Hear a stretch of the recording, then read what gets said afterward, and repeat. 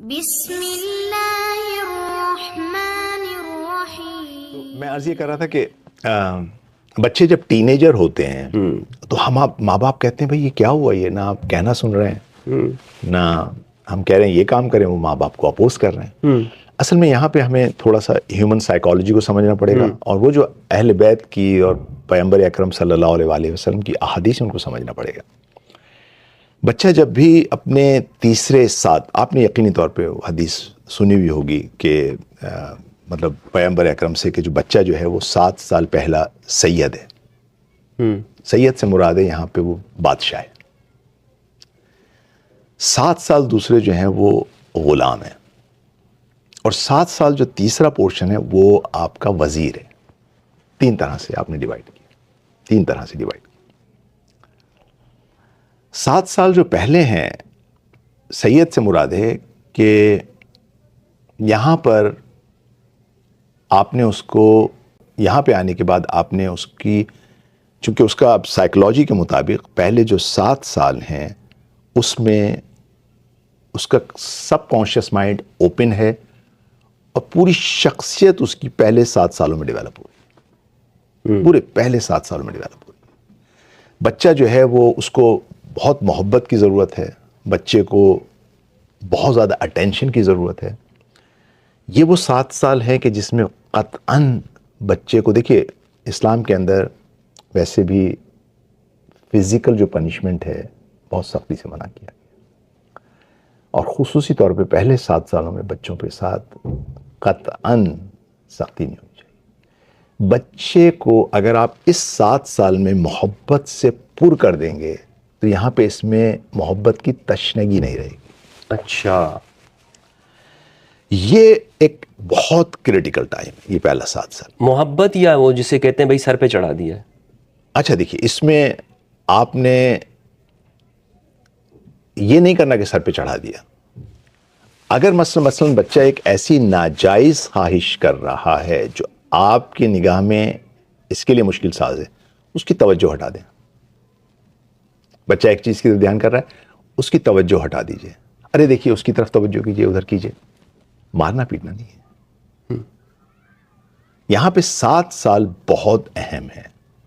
کبھی انشاءاللہ ہم وہ جو ایجز ہیں ہمارے پاس، یہاں پہ پیرنٹس کی تربیت ہے کہ پہلے 0 to 18 میں کیا ہوتا ہے، 18 to 2 years میں کیا ہوتا ہے، یہ انشاءاللہ ہم ڈسکس کبھی کریں گے کہ ان میں کیا ہوتا ہے.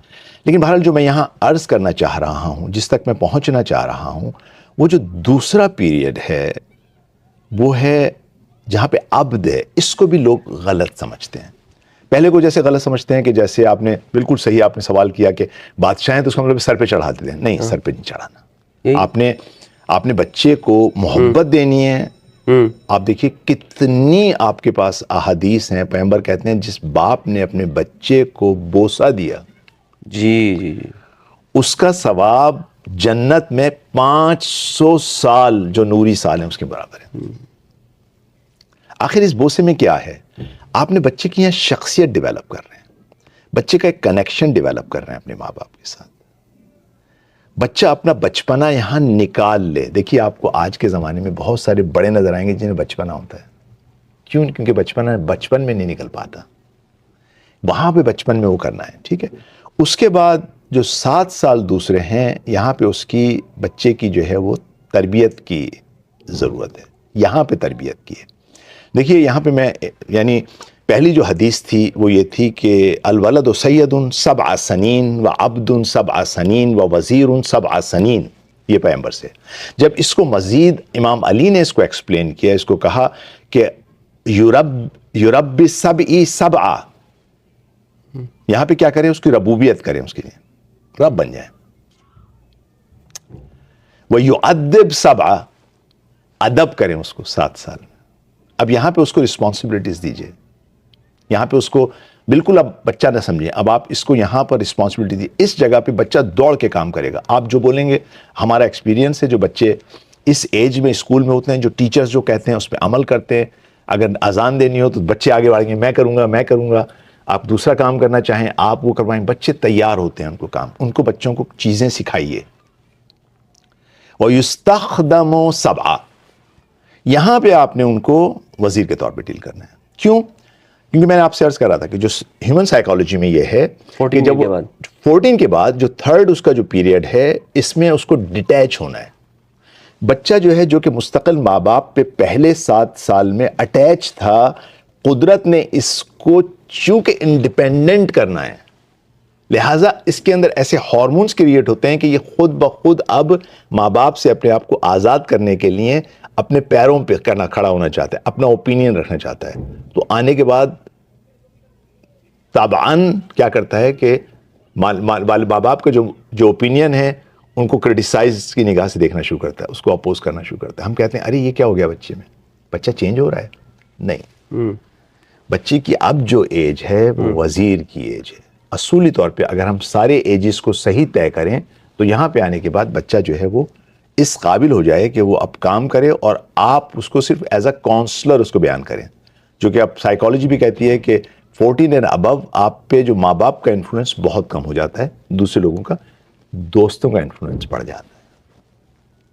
تو یہاں پر ہمیں اس کا خیال رکھنے کی ضرورت ہے کہ تربیت میں کیا ہے. اب چیلنجز کیا ہے؟ ماں باپ سے کم سیکھتا ہے، دوستوں سے زیادہ سیکھتا ہے. آپ دوستوں سے زیادہ سیکھے گا. دیکھیے پہلے فیز میں ماں باپ سے سب زیادہ سیکھتا ہے، دوسرے فیز میں سب سے زیادہ اپنے ٹیچروں سے سیکھتا ہے، تیسرے فیز میں سب سے زیادہ اپنے دوستوں سے سیکھتا ہے.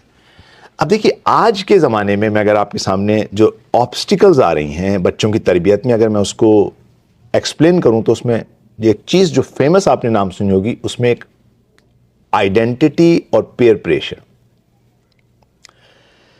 بچہ جب اس نوجوانی میں انٹر ہوتا ہے تو خود بخود اس میں اپنی ایک سینس آف آئیڈینٹی کا احساس ہونا شروع ہوتا ہے کہ میں کون ہوں، میری جائیگاہ، میرا مقام کیا ہے اس جگہ پہ، یہ جاننا چاہتا ہے، اپنی پہچان کرنا چاہتا ہے. اس جگہ پر جو چیلنجز آ رہے ہیں آج کے زمانے میں، چونکہ ہم ان فیزز کو نہیں کر پاتے، تو یہاں پر جو ہے وہ اس کو ہم کہتے ہیں آئیڈینٹی کرائسس کا شکار ہوتا ہے. یا آئیڈینٹی جو ہے اپنی کس طرح سے ڈیولپ کرتا ہے، جو اس کا پیئر پریشر آتا ہے. پیئر پریشر سے مراد ہے جو اس کے ہم کلاسی ہیں، جو اس کے ہم عمر ہیں، جس روش پہ وہ چل رہے ہیں یہ اس روش پر چلنے کی کوشش کرتا ہے. کیونکہ ایک لفظ کہا جاتا ہے یہاں پہ تاکہ ان میں فٹ ہو سکے. اب آپ دیکھیے اگر آپ نے اس ایج میں بچوں کو پہچاننا ہے تو دیکھیے کہ ان کے پیئر، ان کے دوست کیا کر رہے ہیں، وہی کام کر رہے ہیں. یہ ایک آبسٹیکل ہے ہماری تربیت میں.